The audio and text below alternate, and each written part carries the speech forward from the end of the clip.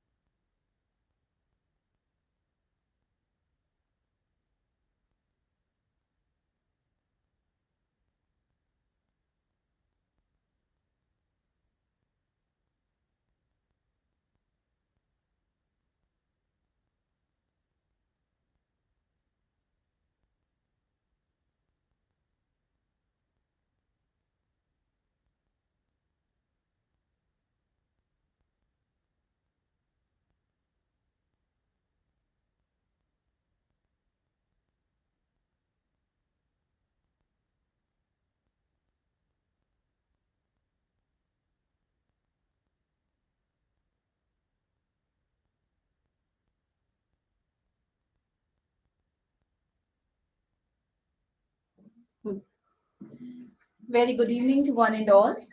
It is said that knowledge is an investment which pays the best interest. The Bhopal School of Social Sciences, celebrating its Golden Jubilee year, is very happy to be the change maker in the field of education. The ICSSR sponsored seminar hosted by the Bhopal School of Social Sciences on NEP 2020 Roadmap to Self-Reliant India Prospects and Challenges under Azadi Ka Amrit Mahotsav is our endorsement of adapting change, leading others by example. We have reached the fruitful culmination of the two-day ICSSR sponsored virtual seminar. I, Dr. Sheena Thomas, on behalf of the Bhopal School of Social Sciences, is very happy to welcome one and all virtually to this valedictory session. To take us further, we have with us our expert speaker, Dr. Shyam Singh Inda. Dr. Shyam Singh Inda is currently working as Assistant Advisor NAC. He also has served as a faculty in HRM in two leading universities and was also associated with Nationalized Bank and central government. He holds PhD, MHRM, and honors in economics. He has also successfully cleared the UGC NET in HRM. With more than a decade of experience, a background of defense services, and 30 acclaimed and published research articles in peer reviewed international journals, and two books to his credit, he has excelled at academia, corporate, and development sectors. He has a good hand over research work and data analytics too. Dear sir, we are more than happy to have you to share your expertise on NEP 2020 towards self-reliant India. Over to you, sir.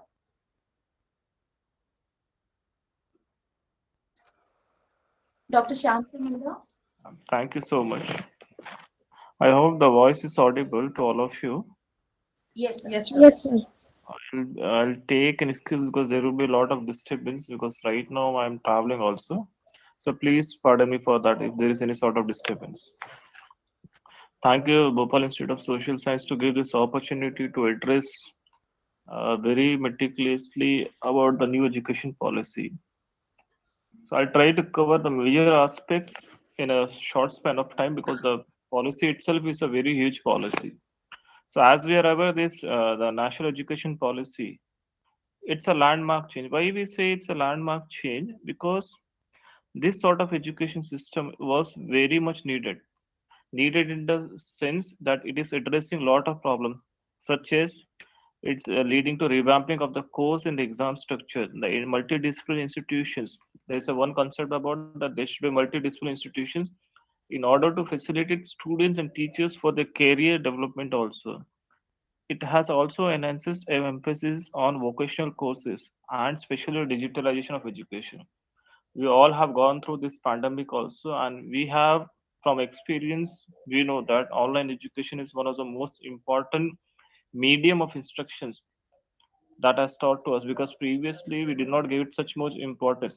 But not delimiting the traditional education base, but the online education itself needs a lot of revamping, especially in the Indian education system.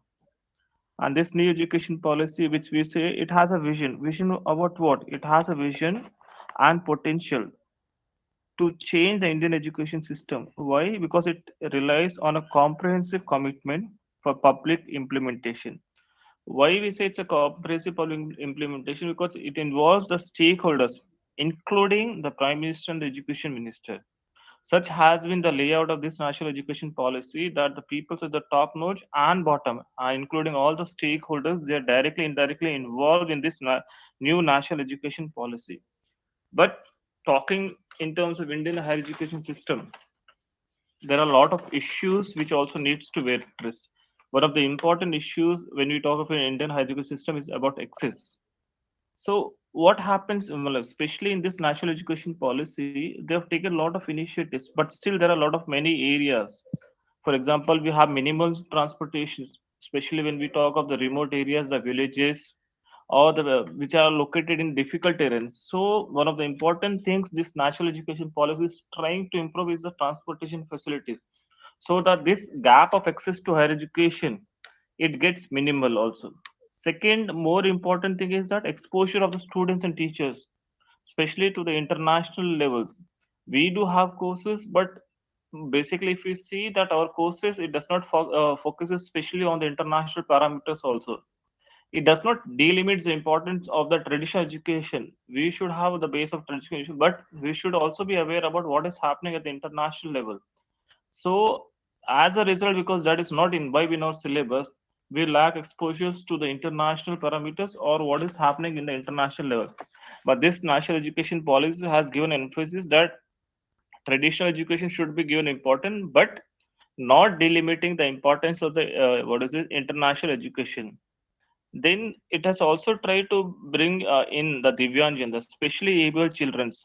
They have addressed it meticulously, where they have told that any education system or any education institutions which wants to function, they should have special facilities so that these people they come into the mainstreaming. Previously, there had been some sort of what is this? We have the Disability Act and all that, but on paper, what was analysis done? It showed that a lot of these people, especially able children, they did not get the facility. As a result, this access to higher education was denied to them. But in this policy, meticulously, they have told that Divyanjan has to be taken a special care. How the special care, like having the ramps, Divyanjan friendly washrooms, you should have scribes for lifts, braille software, all this pertaining to infrastructure facility should be there in any education institution, so that such important what is says experience of higher education they do not get the denied to the basic access of higher education. Second important problem that this policy addressing is it's about quality. So as we all know that quality cannot be substituted for anything else. Quality means quality, and it has to be a sustainable process which is ongoing. So what this specific policy addresses that we require a flexible curriculum, because especially for the colleges they have to follow the curriculum which is prescribed by the university, and there are less scopes for any sort of revision as per the feedbacks from the colleges. So this national education policy specifically addresses that there has to be a flexible curriculum which includes the choices of all courses. All courses, it can be value added courses also, it can be pertaining to internships, research opportunities, and so on. So that when we have this academic flexibility out there, the HEI they can provide more career counseling and placement opportunity for students, which is lacking. So it's not only the responsibility of what to say the teachers, the institutions, but a revamping of the policy was also needed for this thing, so that the quality gets improved. So this is one of the much needed improvement that has been addressed in this national education policy also. But more important, they are saying that the teachers who are also the pillar stone of any higher education institution, they should also be provided with training. Training why they can be empowered in various aspects of teaching and learning process, leadership, governance, research. Because as for the national education policy also they say that research it plays a very important role in the overall development of the students, teachers, and institution as a whole, and this should be encouraged. And in the students it can be encouraged by giving them scholarships and stipends so that they undergo research specific to the pertaining to their discipline, and which leads to innovations and development. So this policy it has been a sort of wide gambit of problems which were there previously in the other policies or which could not be implemented. It has tried to delimit all these problems so that a progressive sort of development happens. Third, very important, what is is issues that this policy is addressing. It's about the future perspectiveness. Having a policy is very easy, but implementing, monitoring, evaluation, and seeing the sustainability of this is very important. So this has led to this future. What it says that if you want to implement the national education policy, which has lead to what is this, it requires that institution there has to be multidisciplinary. But when we talk of multidisciplinary, it should be holistic development of the students. And if we talk of holistic development of students, it requires a structural change in the administrative changes, academic changes, and the financial matter. There has to be a lot of changes which are not there, which needs to do so that this multidisciplinary concept gets a sort of boost. Second is establishment of multidisciplinary higher education programs. So when we talk of this multidisciplinary higher education programs, it requires additional programs also to be introduced in the departments in the subject areas, which the institutions they are not offering, or they can have a network. For example, if they are not able to offer or there are some sort of limitations, they can have this cluster systems of higher education institution where seven or eight institutions they can come forward, and they come forward as together and build a cluster of higher education system. So that this important, if there is a sort of lacking in terms of offering programs, the institution which has this capacity and capability, they can give these facilities to other institutions who form a part of this cluster. And this policy needs special education zones. We have heard that there are special education zones for what is the industry when we talk of special industry, but here also we need special education zones. Special education zones, especially it is needed to cater the needs of socially economically disadvantaged groups. And if this thing is addressed, then only we can reach to the unreached, that which is unto the. And for this we have to strengthen our educational technology and internet, where specifically the remote areas, the far flung areas, the hilly areas, the deserted areas, there these facilities of internet and access has to be improved, where this policy has laid a specific emphasis how it can be improved. If this issue is addressed as it is written in the national education policy, the gross enrollment rate will definitely increase. Especially the gross enrollment rate among the female students is very low. That needs to be what is enhanced. And if this gross enrollment ratio among the females is enhanced, it will lead to more employment opportunities for the especially for the female childs also. But speaking is very easy, but proper implementation of this education policy, it requires highly skilled, experienced, research focused faculty members who have the zeal to take initiatives also. And from the government there has to be initiative for filling up of the vacant faculty positions, so that the teachers or the qualified teachers who deserve more also they get a boost and motivations to further undergo the research. But in nutshell, there are certain sort of things which needs to be addressed. For example, one of the important concerns which is there, what is the role of the state government? The state government they have to create a roadmap which should include short term, long term, and all the milestones which helps in the implementation of the national education policies. Because as you know that this national education policy also the state has to play a very important role. Unless they take their initiatives, we can speak and it can be in the policy, but unless the state also takes the initiative, the fruitful effects of won't come to the specific higher education systems which are located into the states. Second, very important is that when we talk of this issues related to employability of students, so when we especially in the engineering students, they say there has to be this multiple entry and multiple exit. But when we talk of this multiple entry or multiple exit, the students who would be leaving this sort of program, especially the 2 years, whether that 2 years programs is equivalent to 3 year diploma programs, 4 year diploma, it talks about diploma program, and whether the students who would be leaving this multiple entry exit, they have the required skill set for getting employability or not. That is a big concern. So that needs to be addressed in this national education policy also. In nutshell, it's a very comprehensive policy which talks about a lot of different parameters and administrative structure changes which needed a lot of changes. But we are happy that after a long wait of 34 years, this new education policy, which is progressional, innovative, and it is beautifully balanced between the old policy and updated form. And if the implementation is done according to this policy, it will definitely bring much needed change in the education system. And this will ultimately boost in the economic development of the country, and it will bring drastic change in the GDP of the country. With this, I'll finish it off. Thank you, the organizers, for giving this opportunities. If there are any queries or questions, it may be kindly addressed over to the organizer, please.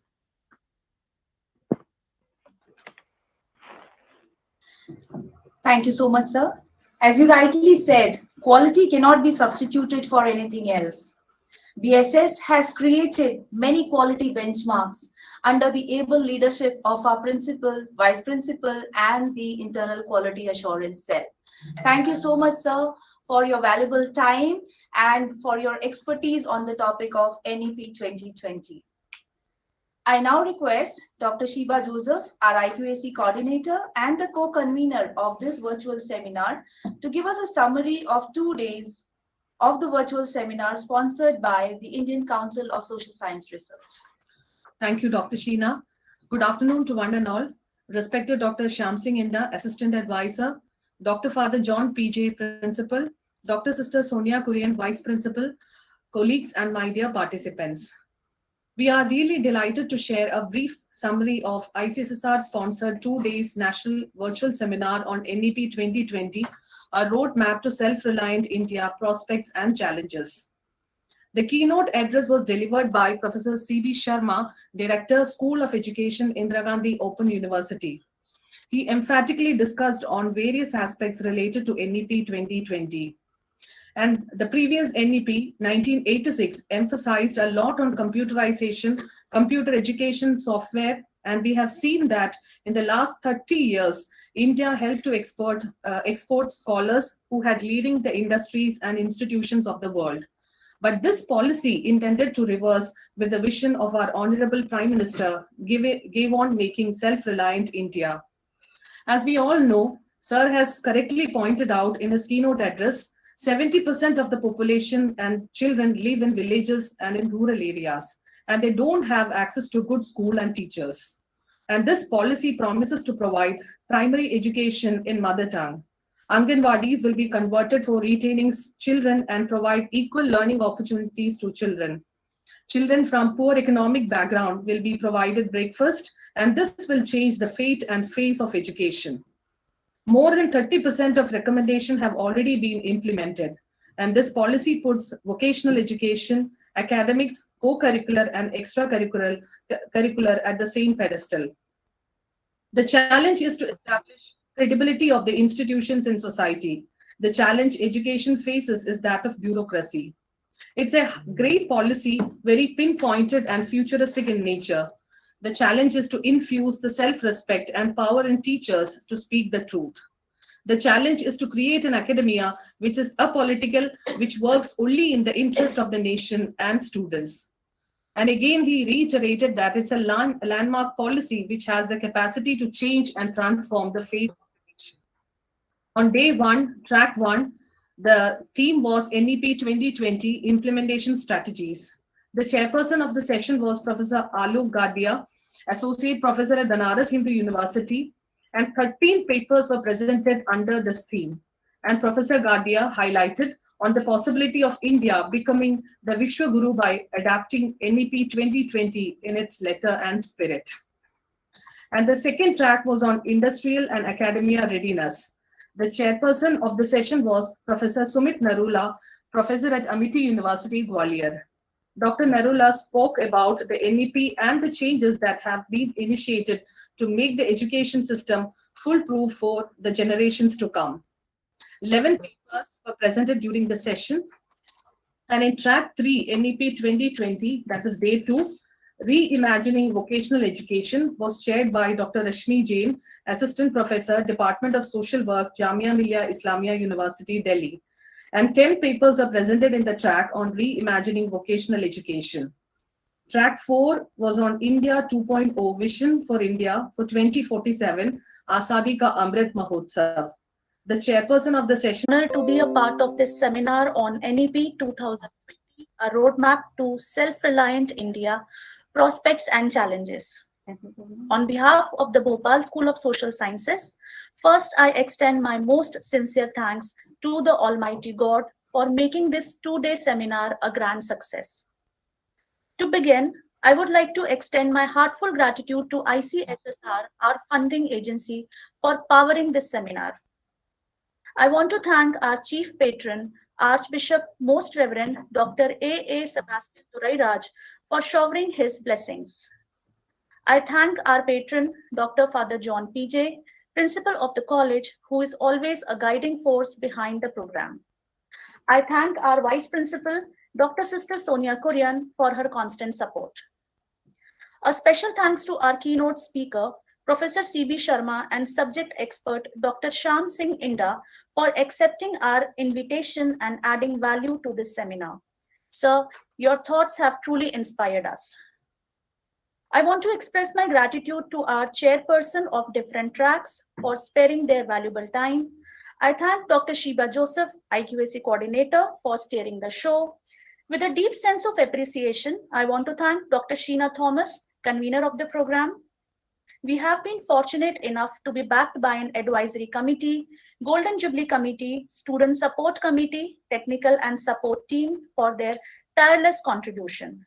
And finally, a huge round of applause and thanks to all the participants who made this seminar a memorable one. Thanks to one and all. Now I request everyone to kindly rise for the national anthem.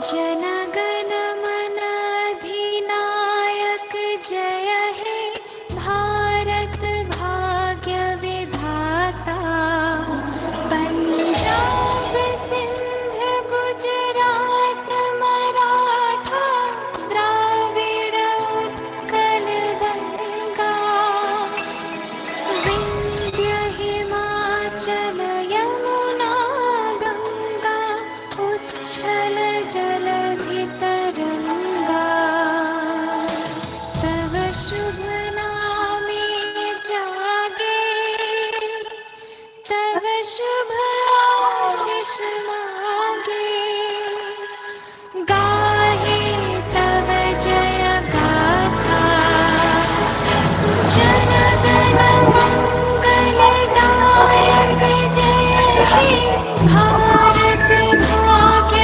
विधाता जय हे जय हे जय हे जय जय जय जय हे